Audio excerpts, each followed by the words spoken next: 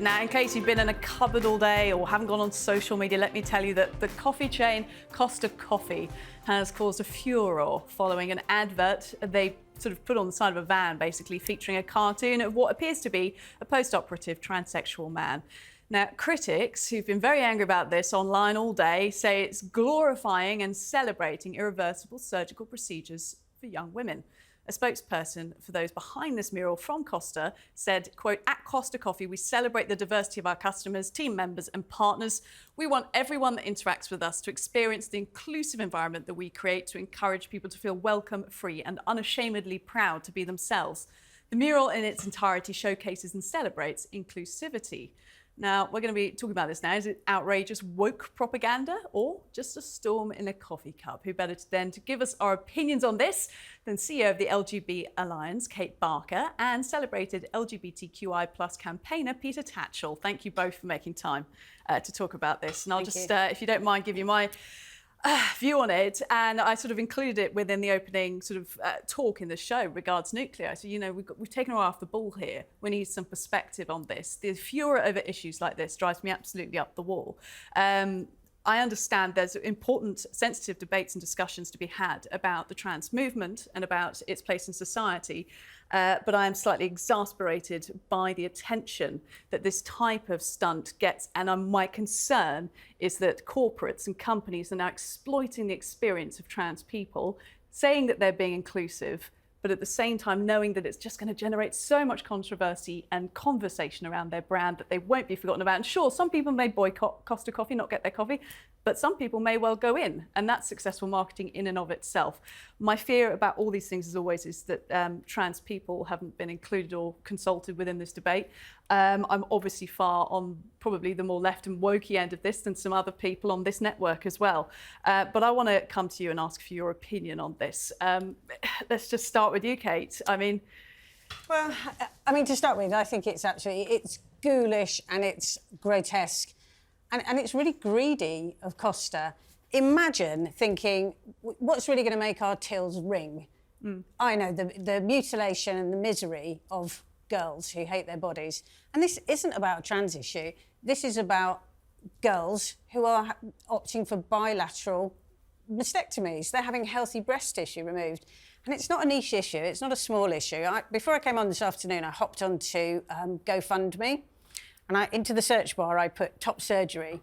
And there are 8,649 girls saving up, hoping, planning for top surgery. GoFundMe is only one platform. There are loads and loads of others. So what we're looking at, really, is tens and thousands of girls in the UK trying to save up money to get this done. Now, so it's not niche. I don't think it... I liked your storm in a coffee cup, but I don't think it is. And I think it's about vulnerable girls. I don't think it's a trans issue, and I think that adds too much heat to the debate. I think it's very much more about girls who are gender non-conforming, and I would say that a lot of those girls are tomboys, what used to be called tomboys. Like me, when I was a kid, I didn't like dresses and pink, and I wanted to play football. If I was 12 now, and I saw all this, and I saw the glorification, if I was being cheered on to go ahead and to mutilate myself, I would have just leapt onto that bandwagon with both feet. I see the point you're making.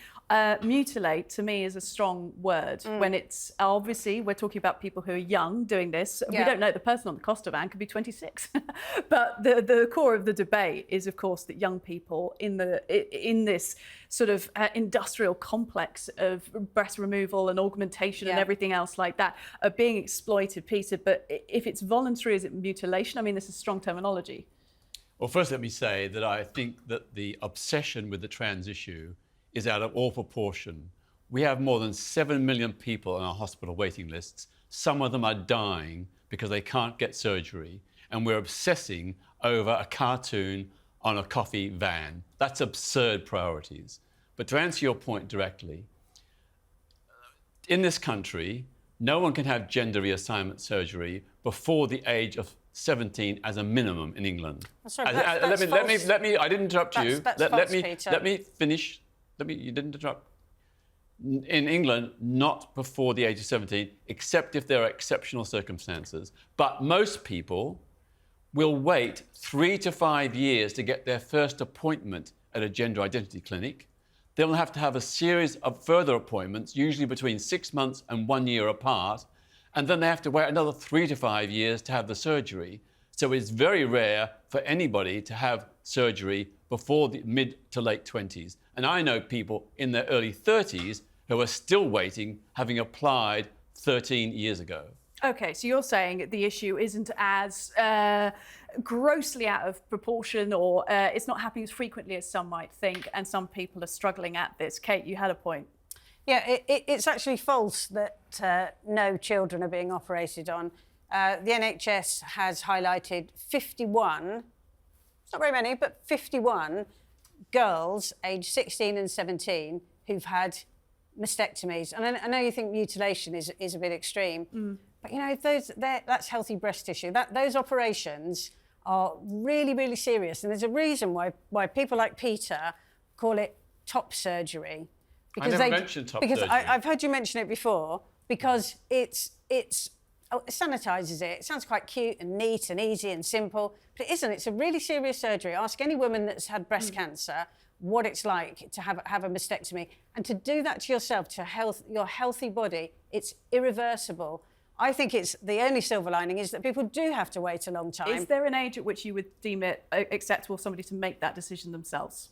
Our position is that for a very small minority of people who've had the proper support, proper counselling, had time to think, having a surgery, a cosmetic surgery, which enables them to resemble the opposite sex is a good option for them, and we hope that would help them to live a happy life. And I don't think it's down to ages, except we would say never, ever, ever for children. It's absolutely wrong. Let's listen to some testimony now. In fact, this is the story of Chloe Cole. She's a detransitioner, 27th of July 2023, her 19th birthday, testified to Congress with a final warning that medical treatments to change the gender of confused children is, quote, horrific. Let's take a listen. We need to stop telling children that puberty is an option. Puberty is a rite of passage to adulthood, not a disease to be mitigated. My childhood was ruined along with thousands of detransitioners that I know through our networks. Enough children have already been victimized by this barbaric pseudoscience. Please let me be your final warning. Peter, interesting points already brought up by both of you this evening, in that separating this almost from the trans discussion, because you've got other things going on here. You've got people, as Kate said, who prefer to look like a tomboy. You've also got the issue of age and consent going on here. When you hear Chloe's testimony, how do you think that plays into the way the public are perceiving all this? Well, I'm very sorry for Chloe that she went through a bad experience, but she did not go through that experience, as far as I'm aware, under pressure or in a short space of time. This resulted in many years of counselling and seeing specialists, and then she decided to go ahead with it. Now, I'm sorry that she regrets it. I'm very sorry for her, but there are only less than 1% of trans people who have gender reassignment surgery reject or have regrets about it. You know, 99% or almost 99% say it has dramatically improved the quality of their lives. They're happier, more fulfilled individuals, and their families and friends support that. So for most people, Chloe's experience is not typical. Gender reassignment surgery is life-enhancing, and it does mean a better quality of life for the people who go through it. So I would say live and let live. Oh, okay, so statistically, Peter's saying exception to the rule. I mean, that's simply false. We don't have any data for the huge influx of young people who've been having those kind of surgeries in the past few years. We have no long-term data, and that's just plucked out of the air. That 99%, you know, that's a very suspicious figure. There's three major surveys. No, hang on. So what we do have, we have no evidence that children, particularly girls, are any happier after their surgery. We have a lot of evidence, for example, that most children who are allowed to go through adolescence unmedicalised, 80 to 90% grow out of their feelings of dysphoria. So we would always argue that waiting is best. We see what's happened with this poor girl, Chloe. I think that in years to come, we're not going to remember the names of these girls because there's going to be a flood of them. And do you think that they've been caught up in a zeitgeist, Peter? I mean, returning back to the original source of this conversation, Costa Coffee, can you believe it?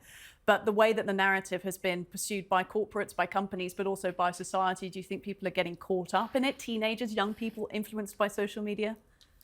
There may be a tiny element of that, but it's not typical and not the norm. The vast majority of people, and I know dozens and dozens of trans women. I wish Kate would stop calling them girls. They're not girls, they're mature women, often in their 20s, 30s and 40s. Chloe is 15. Yes, and I just explained that I had sympathy with her, but she's in the United States, she's not here.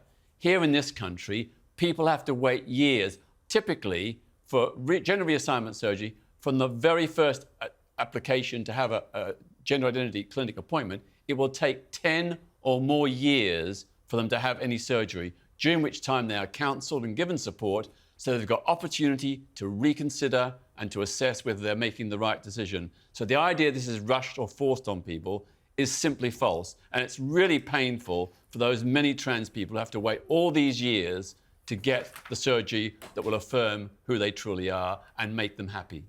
Can I just say that those 8,500 young people, mostly girls, who are crowdfunding for their surgery, aren't going through the NHS. I was busy on Google today and I had a look at clinics in London where you can go and get gender reassignment surgery and the prices for it.